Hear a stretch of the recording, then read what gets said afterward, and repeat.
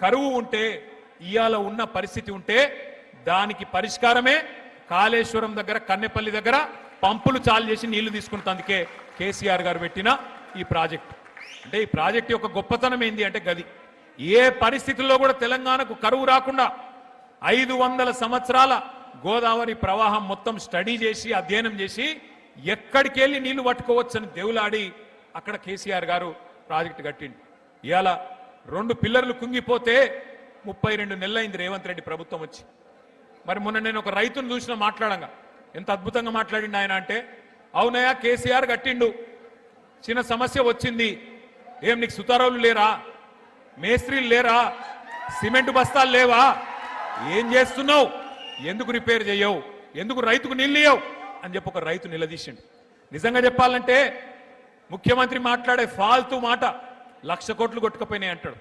వాస్తవం ఏంది, 2 పిల్లర్లు కుంగినాయి. ఆ బ్లాక్ ఒక్కటి రిపేర్ చేస్తే కూడా మొత్తం మేడిగడ్డ బరాజ్కైన ఖర్చే 4,000 కోట్లు. ఆ బ్లాక్ 7 ఏదైతే రిపేర్ చేయాలనో అదొక్కటి రిపేర్ చేయాలంటే ఒక 400 కోట్లు కావాలి. ఆ 400 కోట్లు కూడా మన ప్రభుత్వ పైసలు అవసరం లేదు. ఎల్ఎన్టీ అనే కంపెనీ మేమే కడతాం, మేమే పెడతాం, మీ పైసనే వద్దు అని ఉత్తరం రాస్తే కూడా ఈ మూర్ఖపు ముఖ్యమంత్రి ఎక్కడ మళ్ళా నేను ఇన్ని రోజులు చేసిన ప్రచారం, రాహుల్ గాంధీని తీసుకొచ్చి చూపెట్టిన సినిమా నేను దొంగనని మళ్ళా దొరికిపోతా అని చెప్పి ఆ ఎల్ఎన్టీ కంపెనీని కూడా బెదిరి చెలగొట్టిండు తప్ప 32 నెలలే దాన్ని ముడతలేడు. ఇవాళ ఎందుకు వచ్చింది కాంగ్రెస్ తెచ్చిన కరువు అని నేను ఎందుకంటున్నా, గోదావరిలో నీళ్లుండి ఎల్లంపల్లికి నీళ్లు దాసుకురాలని నీళ్లు ఎత్తిపోయలేని అసమర్థ ప్రభుత్వం, కావాలని నీళ్లు ఎత్తకుండా ఇలా రైతులను సతాయిస్తున్న మూర్ఖపు ప్రభుత్వం ఉన్నది. కాబట్టే ఇది కాలం తెచ్చిన కరువు కాదు, కాంగ్రెస్ తెచ్చిన కరువు అని చెప్పి నేను అంటా ఉన్నా. అర్థం చేసుకోమని చెప్పి నేను కొడతా ఉన్నా. నీళ్లు లేవంటాడు మొదలు.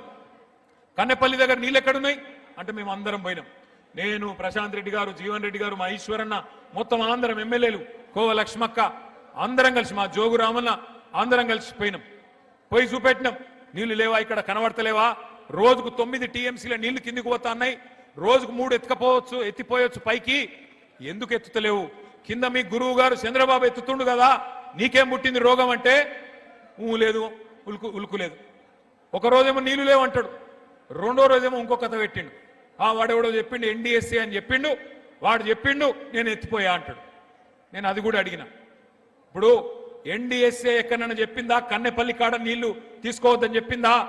పైన అన్నారం మంచిగానే ఉంది, సుందిల్ల మంచిగానే ఉంది, నీ ప్రభుత్వం వచ్చినాకనే అక్కడ గ్రౌటింగ్ వర్క్ కూడా చేసిండ్రు, 2 బ్యారేజీలు మంచిగానే ఉన్నాయని ఇంజనీర్లు చెప్తున్నారు.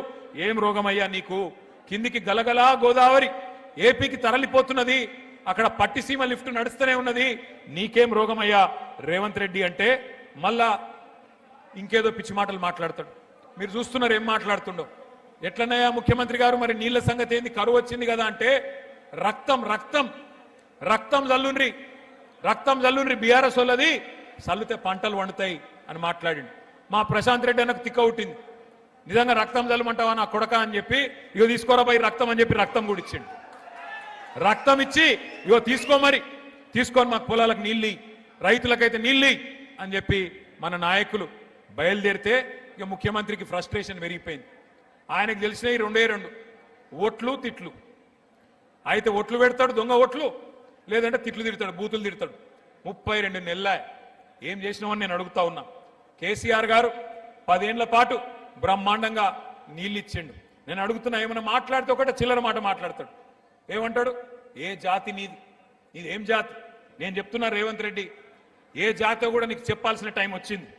ఉద్యమ టైంలో ఉద్యమకారుల మీదికి తుపాకీ ఎక్కుబెట్టిన పోరంబోకు జాతి అయితే మాది కాదు. ఉద్యమకారుల మీదికి తుపాకీ తీసుకొని వచ్చిన పోరంబోకు జాతి అయితే మాది కాదు. వలస పాలకుల సంక నాకుతూ సమైక్యవాదుల సంచులు మోసిన దగుల్బాజీ జాతి మాది కాదు.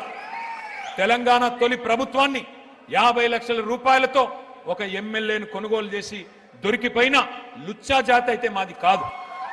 తెలంగాణ సాగునీటి ప్రాజెక్టుల మీద 100ల కొద్ది కేసులు వేసి ఆపాలను చూసిన దివానగాళ్ల బ్యాచ్ అయితే మాది కాదు. అబద్ధాలు, విద్వేషాలు, బూతులతో ప్రజల్ని రెచ్చగొట్టి బతికిన చిల్లర జాతి మాది కాదు. ప్రాజెక్టులను బాంబులతో పేల్చేసే అధమ జాతి మాది కాదు. నీళ్లున్నా, ఇచ్చే వ్యవస్థ ఉన్నా జనాలకు అందించలేని అసమర్థ జాతి కాదు మాది రేవంత్ రెడ్డి. ఉద్యోగాలు అడిగి